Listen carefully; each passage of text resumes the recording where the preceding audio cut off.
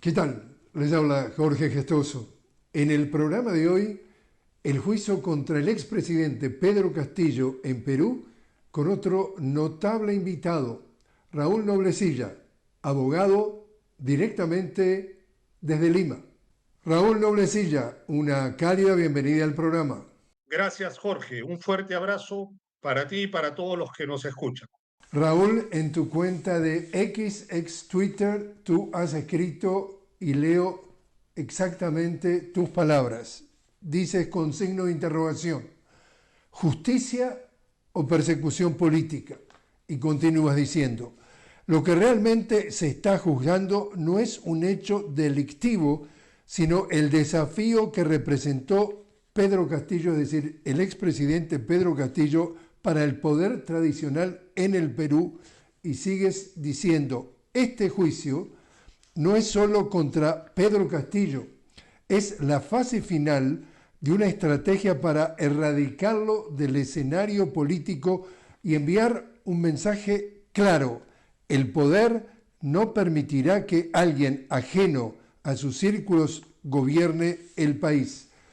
¿Qué está pasando, Raúl, con este juicio que le están comenzando a hacer al expresidente Pedro Castillo?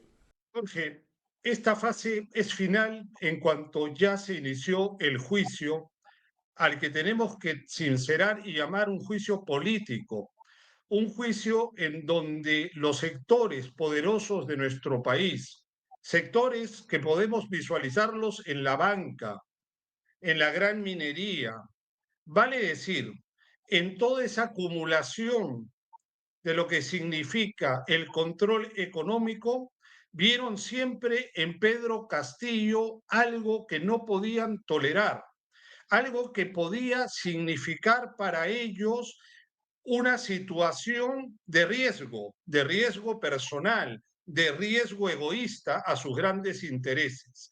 Este supuesto golpe de Estado significa hasta dónde llegó la reacción de nuestro país, apoyado, dueño además de los medios de comunicación, enlazados por unas fuerzas armadas y unas fuerzas del orden prestas siempre a cuidar los privilegios de ellos antes que los del pueblo, y entonces lo que hoy asistimos es a un punto de inflexión total. Si Pedro Castillo, el presidente, es sentenciado, simplemente estaríamos confirmando muy peligrosamente lo que significa el ejercicio democrático en nuestro país. Un ejercicio democrático, Jorge, donde no es como se trata de pintar o demostrar. Esto no es un ejercicio de respeto al pueblo. Esto no es un ejercicio que las grandes mayorías eligen mediante sufragio universal lo que ellos quieren. No. Esto pasa por la bendición de los grupos de poder, antes, durante o después. Lo que hoy tenemos es una confirmación de eso, que esto no es democracia. Esto es solamente normalizar una dictadura de los poderes económicos. Y hoy Pedro Castillo nos demuestra, lamentablemente, esta situación que se confirma. También, entonces, Raúl, voy a tratar de pintar con pinceladas muy gruesas para que nos ve fuera del Perú, digamos, los antecedentes. Acá estamos hablando de Pedro Castillo, un maestro rural humilde que a pulso larga su campaña, que vive en el interior del Perú. Acá estamos hablando para la mayoría de los analistas que hay un Perú en Lima, donde está el poder, y el resto del país. Pedro Castillo representa al resto del país, gana a pulso, y ya cuando gana, entonces la hija del expresidente Fujimori, que fue quien terminó una segunda vuelta con él, ya dice que esto es fraude. Le llevó como 3 semanas que le torcieran el brazo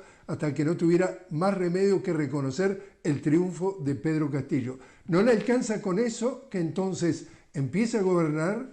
Dura solamente 1 año y medio en el poder hasta que realmente lograron sacarlo de circulación, pero en ese año y medio en realidad desde el primer día y desde antes lo ponen contra las cuerdas este poder, como tú dices, económico, financiero, a todo nivel, es que desde el Congreso, desde el Parlamento, le empieza a golpear, no lo deja gobernar y lo acusa de diestra y siniestra de mil cosas, hasta que al final logran a través de lo que se le llama el lawfare, un juicio político que en 24 horas lo quieren sacar de circulación. Él reacciona ante eso y venden, como tú decís, Raúl, que el malo de la película es Pedro Castillo y estos señores parlamentarios, Keiko Fujimori y compañía, son víctimas de este atropello y lo quieren juzgar por lo que en realidad fue el golpe de ellos, de Keiko Fujimori y compañía, y lo quieren juzgar y lo quieren acusar de 34 años de prisión. Ese es el fondo de la cosa. Sí, es extraordinaria la manera como lo has podido de reseñar y es muy importante que se entienda así.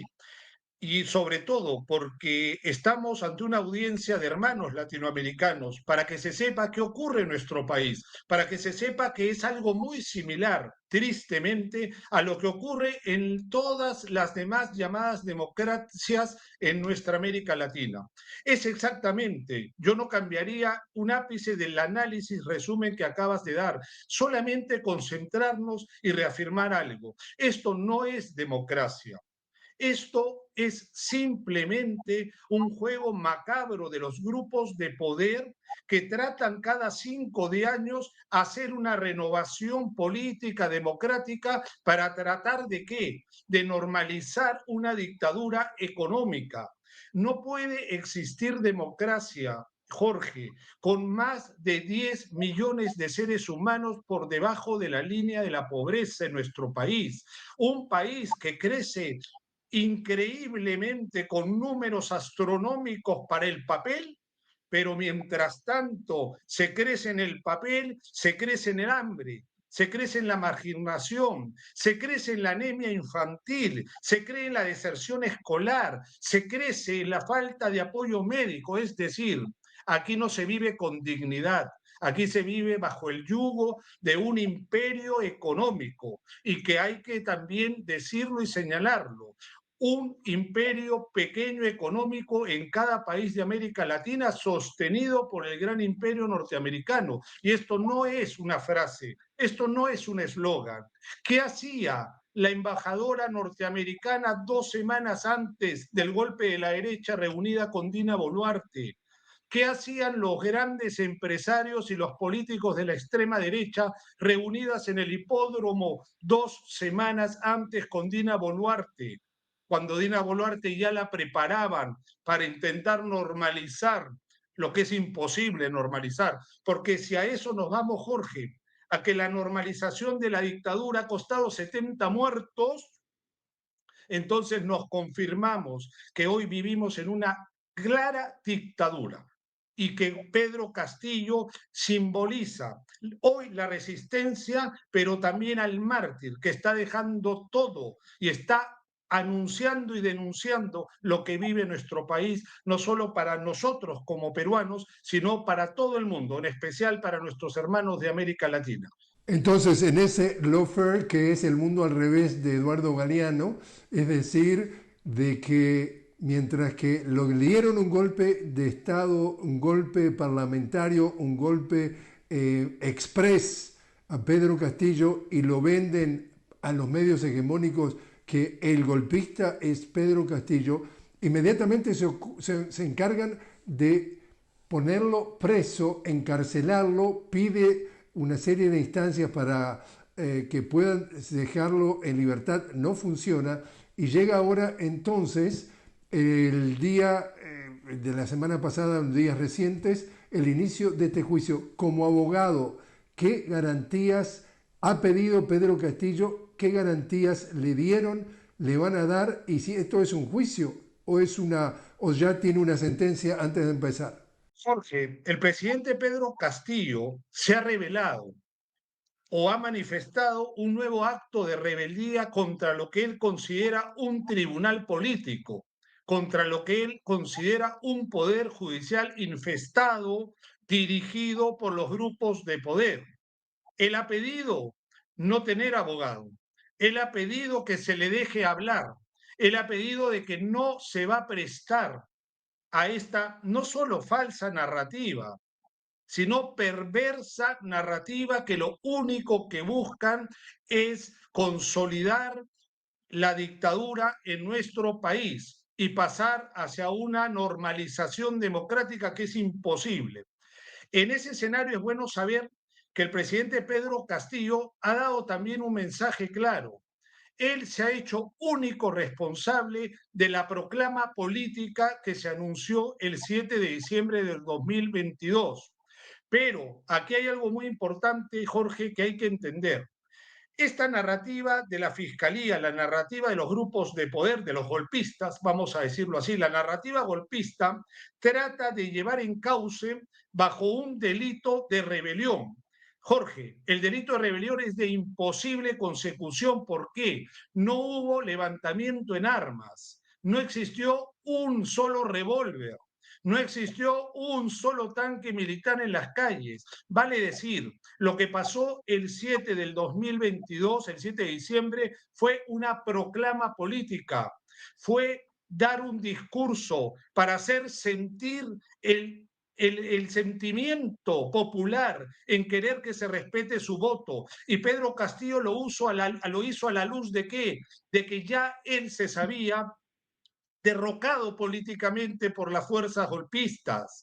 Entonces, eso es muy importante. Es muy importante, Jorge, señalar que incluso ilustres abogados de la derecha peruana tienen que rendirse ante lo evidente de que no hay delito, ni qué decir de Raúl Eugenio Zaffaroni, como otros grandes juristas latinoamericanos que con mucha antelación ya venían denunciando que esto es un imposible. No, bueno, es imposible jurídicamente, Jorge, pero es posible para lo que está intentando el golpismo en nuestro país.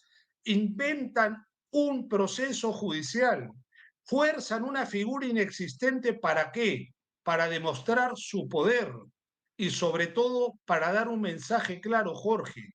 Si nosotros no tenemos la bendición de las 15 grandes familias que tienen miles de millones de dólares en sus cuentas, entonces no podemos ni siquiera soñar con la dignidad y un futuro de justicia social en el país. Eso es lo que vivimos, Jorge.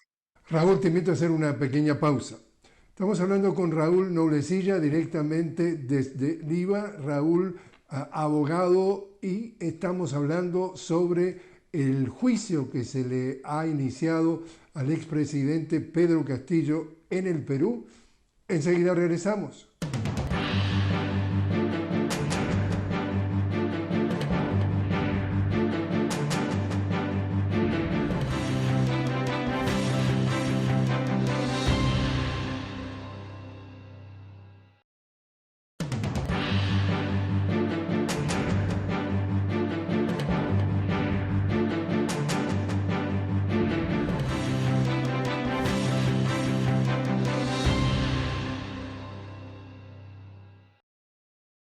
Continuamos hablando con Raúl Noblecilla directamente desde Lima. Raúl, abogado, estamos hablando sobre el inicio del juicio al expresidente Pedro Castillo.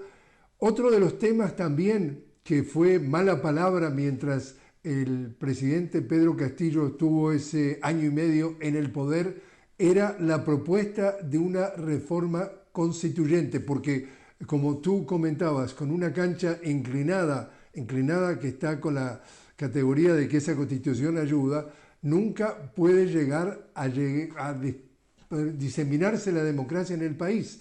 Por tanto, él propone una reforma constituyente. Obviamente, el status quo, como tú dices, esa oligarquía de Lima, no quiere saber nada de eso. Pero llega al poder esta señora Dina Boluarte, que le han apodado Dina Balearte, y el Parlamento o el Legislativo le empieza a hacer una serie de enmiendas, muchas enmiendas a la Constitución, que en definitiva prácticamente fue una reforma constitucional a dedo y a su favor. Cuéntanos entonces por qué cuando propone Pedro Castillo una reforma constituyente la rechazan de lleno, pero ellos Cuando llegan al poder sin Pedro Castillo, se encarga de cambiar la Constitución. ¿Y qué cambios han hecho? Gracias, Jorge. Es importante señalar las propuestas que venían con Pedro Castillo, propuestas reivindicativas, propuestas claramente revolucionarias para un país sumido en un neoliberalismo total que no lo es que lo esté comentando o imaginando. Las cifras son aterradoras. 60% de anemia infantil, los picos más altos de deserción escolar, ni qué decir de las universidades. Un sistema de vivienda que tiene más de 2 millones de casas habitaciones en estado ruinoso. Un sistema colapsado de salud. Vale decir, una crisis total, no solo en lo político, sino en lo social y económico que lamentablemente todavía vive la inmensa mayoría. Pedro Castillo es elegido, Jorge, exactamente para dar un cambio, para democratizar no solamente el Estado, sino las políticas del Estado. Pedro Castillo anunciaba una asamblea constituyente para cambiar la constitución. Pedro Castillo anunciaba una segunda y gran reforma agraria. Vale decir, Pedro Castillo venía decidido no a completar 5 años, digamos, de gobiernos normales y gobiernos blandos, sino a ejercer poder, pero no porque le diera la gana, sino porque era el mandato del pueblo peruano. Ante esta posibilidad, la derecha, como es lógico, reacciona. ¿Y cómo reacciona la derecha, Jorge? Como también muy bien lo has dicho tú, no solo desde que llega al gobierno, sino incluso mucho tiempo antes, cuando se convierte en un terror de sueño para los grupos oligarcas en el país. Entonces Pedro Castillo es atacado. Empiezan a decir que es terrorista, empiezan a decir que es comunista, empiezan a decir que es un ignorante, empiezan, Dios mío, a hacer una maquinaria o poner en marcha la maquinaria de siempre, maquinaria de protección a las políticas de estos sectores mafiosos y estos sectores de la extrema derecha. En ese escenario, Pedro Castillo asume una presidencia con la pistola en la cabeza. Y Pedro Castillo es llevado durante 1 año y medio, que no dura más el gobierno, en una situación solo de defenderse, solo de tratar que no lo derroquen antes, lo que impidió incluso poder hacer un gobierno. Y acá hay una conclusión, mi querido Jorge, y eso es algo muy importante de reconocerlo. No podemos en América Latina y en los pueblos que aún les falta la liberación sostener que solo es importante llegar al gobierno. No, no podemos ilusionarnos con el gobierno, tenemos que llegar al poder. Y hoy en el Perú se demuestra que no es lo mismo llegar al gobierno que tener el poder, porque el poder lo siguen manejando aquellos que no pasan por el escrutinio de las ánforas, pero que tienen el poder absoluto para moverlo todo, para condicionarlo todo. Eso es lo de Pedro Castillo. Y entonces esa constitución que tiene que ser cambiada, porque es una constitución más allá que nació en la dictadura de Fujimori, sino es una constitución de playa neoliberal. Es la causante de todos los males que hoy tenemos que afrontar como patria, como sociedad. Pero claro, la derecha no se atreve a tocarla. Pero sí se atreve a tocar ¿qué? Los artículos de la Constitución que les permiten seguir avanzando antidemocráticamente y seguir consolidando su poder. Entonces cambian la ley electoral, entonces le dan más facultades al legislativo, entonces en materia penal también se custodian. Es decir, esto es una dictadura de antes, durante y después. O sea, tampoco sería justo decir, a partir del 7 de diciembre del 2022, el Perú vive una dictadura. Bueno, ¿bajo qué concepto? Porque si el concepto es el desconocimiento del voto popular, si el concierto de la derecha es hacer lo que les dé la gana para sus bolsillos, entonces el Perú tiene más de 200 años viviendo dictadura. Y entonces eso es algo que también tenemos que comprender y reflexionar. Y seguimos. ¿Queremos realmente cambiar las cosas? Pues tenemos que tener el poder, porque si no tenemos el poder, realmente también estamos engañando a las expectativas populares. Ahora, entonces, en el mes de abril se vence el plazo para convocar a elecciones en marzo del 2026.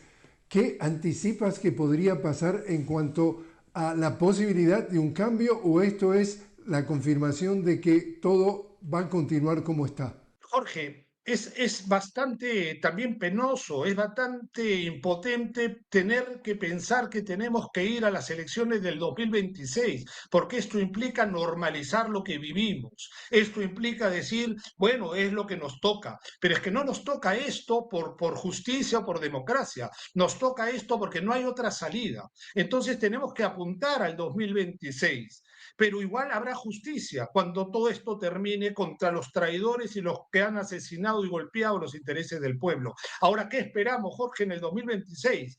Aquí viene también no ser tan ilusos. Tenemos que ir hacia donde se ejerce el verdadero poder político.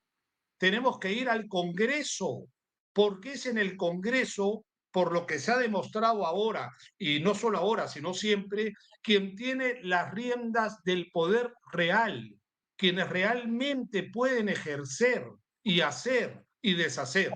Entonces, lo que tenemos que hacer es convocar a grandes unidades para poder llegar a ese Congreso. No importa cómo, vale decir, no podemos soñar con el partido perfecto, no podemos soñar con la unidad de la liga perfecta, no. Tenemos que ir llegando en las plataformas que todavía nos permitan llegar al 2026, para una vez estado en el Congreso de la República, reconocernos y en ese reconocimiento ponernos finalmente de acuerdo en poder recuperar el paso, en poder reparar esta historia de una república fallida, en darle viabilidad a un proceso y un proyecto verdaderamente nacional. Así que, aún en estas circunstancias terribles, Jorge, no podemos tampoco cruzarnos de mano. Nos guste o no nos guste, tenemos que ir hacia ese proceso electoral y ganarle a la derecha, pero no solamente ganarle, sino ganarle en número en el Congreso de la República.